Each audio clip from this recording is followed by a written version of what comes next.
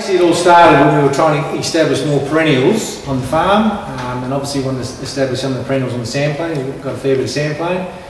We have got Tagasaste growing, but there's only so much Tagasaste you can grow because we need to cut it every year because we run sheep. So I didn't want to sort of put in a couple of hundred hectares of Tagasaste and spend half my summer cutting Tagasaste. So that's pushed us in the direction of saltbush. Saltbush on sandplain has probably not been done too much. When I talk sandplain, I'm talking sort of 2 or 3 metres of deep white sands that are sort of not productive enough to grow a crop in. So some years ago we tried some on the sandplain and we noticed a good growth rate where we had bushfire burnt some trees and we pushed the trees up and burnt them. So where we planted the saltbush through those areas, we got some very good growth rates of saltbush. So we did a trial trying to replicate what was under those plants using standard commercial fertilisers. Didn't sort of work too well. Alongside the trial we got some pig manure from a neighbour and put that down in strips and grew the saltbush in that and got some fantastic results.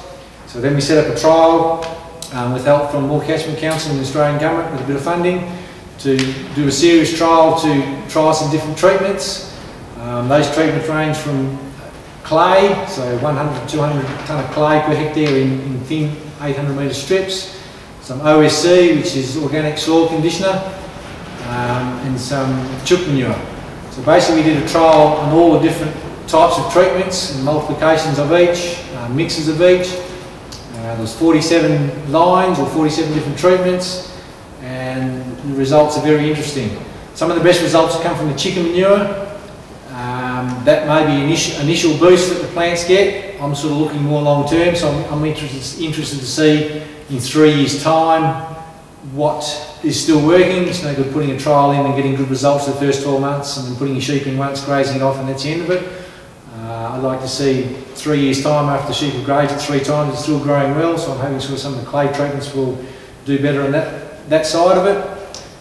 But overall it's been a very interesting progress. We've had some ordinary results and some outstanding results. So we'll be monitoring over the next probably 3 years and sort of picking the best treatments and looking at making more areas of those treatments. I'm particularly interested in vitamin E blocks or banks, so having a corner of the paddock with some saltbush in it as a vitamin E bank fenced off so you can sort of let the sheep in to access vitamin E at certain times of the year. So that'll be another area that I'll be putting some attention to. But apart from that, it's very good. Thank you.